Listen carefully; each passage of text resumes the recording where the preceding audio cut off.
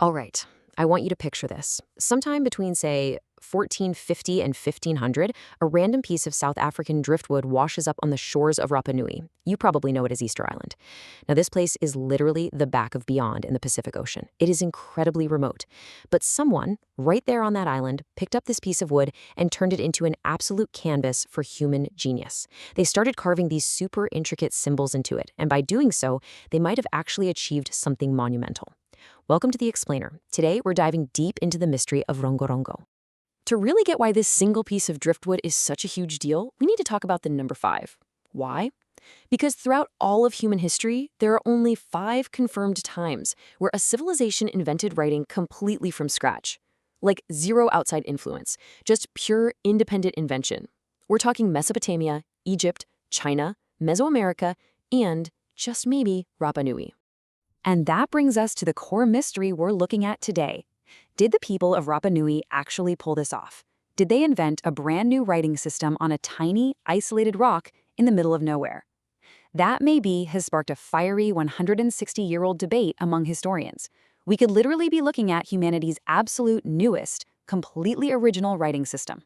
Section 1. Humanity's newest writing system, the discovery nobody was looking for. So let's rewind a bit to see how the script was actually found.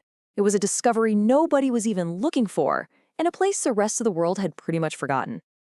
The story officially kicks off on January 2, 1864. A French Catholic missionary named Eugene Arod arrives on Easter Island, and he immediately notices something weird. Inside every single hut, he finds these wooden tablets just covered in bizarre hieroglyphic characters. They showed animals, and get this, some of those animals didn't even live on the island. The locals had specific names for each symbol, but incredibly, they seemed to have totally forgotten what they actually meant. Arod wrote it off as, quote, a habitual practice which they keep without seeking its meaning. Honestly, that is the tragic understatement of the millennium. The guy was looking at the only indigenous writing system in the entire Pacific, and the very last people who knew how to read it were actively dying out.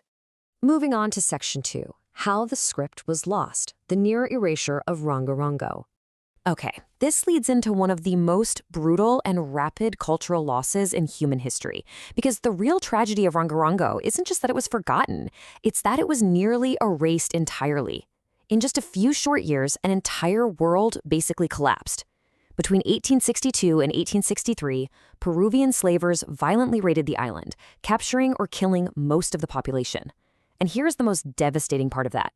The literate class, the priests, the wise men, the only people who actually knew how to read these tablets, were specifically targeted. So by the time Arod shows up in 64, the damage is already done.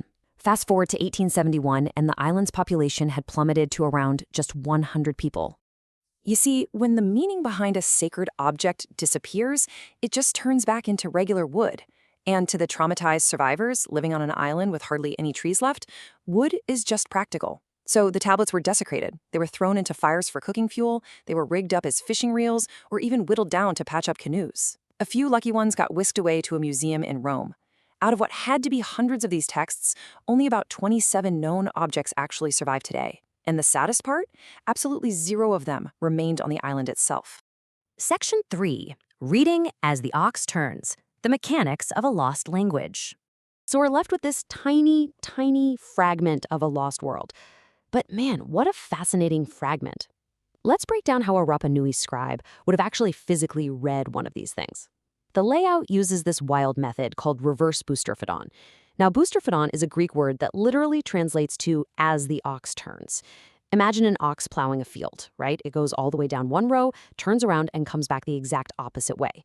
Rongorongo does exactly that, but with a really cool physical twist. To read a tablet, you don't just scan your eyes back and forth. Here's how it worked. Step 1. You read the bottom line from left to right. Simple enough. But step 2. You actually have to physically flip the wooden tablet upside down, a full 180 degrees, to read the next line, which now runs right to left. It's wild to contrast that highly tactile physical reading experience with the way we just mindlessly scroll straight down our phones today, right?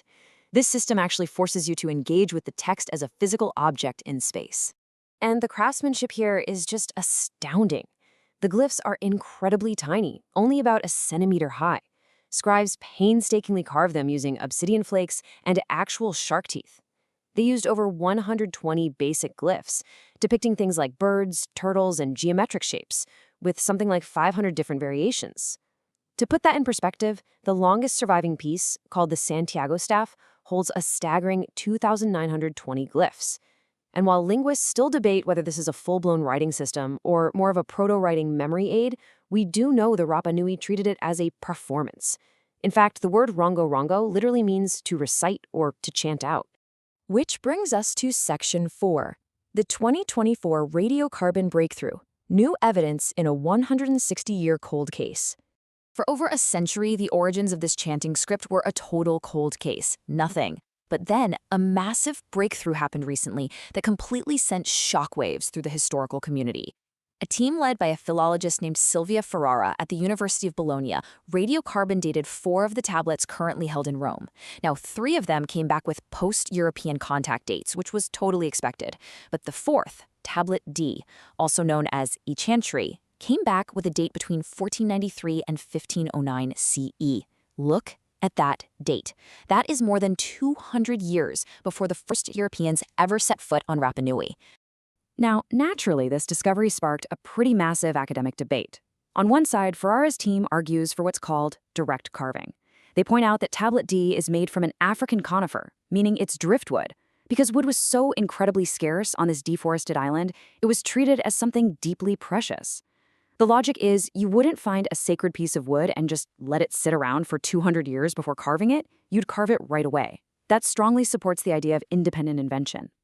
On the flip side, researchers like Terry Hunt bring up the old wood problem.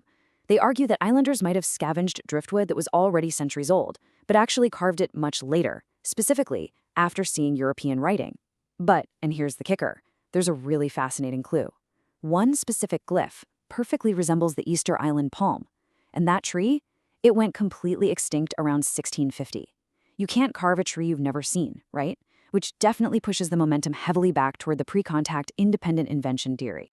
So assuming they did invent this script, what were they actually writing about? Well, because literally no one alive can read it, we have to rely on statistical analysis and old oral testimonies. We know King Naara, who ruled back in the 1830s, used to host these massive annual reading competitions at Anakina Beach. He basically treated literacy like a state religion. Scholars think these tablets likely contained hymns praising chiefs, lists of battle casualties, complex genealogies, maybe agricultural ledgers, or even magical spells for protection. To give you a visceral sense of what this actually sounded like in practice, there was an early recitation recorded in 1886 that sounded very much like a creation myth. A translator chanted, quote, "All the birds copulated with the fishes." It's weird, it's poetic, and it's this totally tantalizing glimpse into an incredibly rich oral tradition. And it's exactly the kind of thing researchers are still desperately trying to decode today. Let's wrap up with Section 5, the legacy of Rapa Nui. A shift in perspective. For decades, you've probably heard the story of Rapa Nui told as this dark, cautionary tale, a society that foolishly cut down all its trees and brought ruin upon itself. But honestly, that framing completely misses the mark. It's totally inadequate. The true legacy of the Rapa Nui is so much more than some cautionary tale. Think about what they actually accomplished on a 63-square-mile rock in the middle of nowhere. They masterfully navigated to the most isolated inhabited spot on Earth. They thrived there, completely alone, for centuries. They engineered and raised those monumental Moai statues that still baffle modern engineers. And at a time when most of the globe had never even seen a written word, a Rapa Nui scribe likely invented writing completely from scratch simply because something inside them needed to be remembered. That is why this matters. Everything we know today only exists because a tiny, lucky handful of wooden objects survived slavers, fire hooks, termites, ocean crossings, and the near-total destruction of the culture that made them. The rest is just lost to the winds of history. But what remains is stubborn enough to keep it secret for another century if it has to. Think about it. We've been writing things down as a species for about 5,000 years. And the very last person to figure it out entirely on their own was likely sitting on a remote Pacific beach right around the year 1500. It leaves us with this really profound thought to wrap up the explainer. If a tiny, incredibly isolated society could independently engineer massive stone monoliths and literally invent the very concept of the written word out of thin air, what else is human brilliance capable of creating in total isolation? Thank you so much for exploring this with me today. and keep questioning the world around you.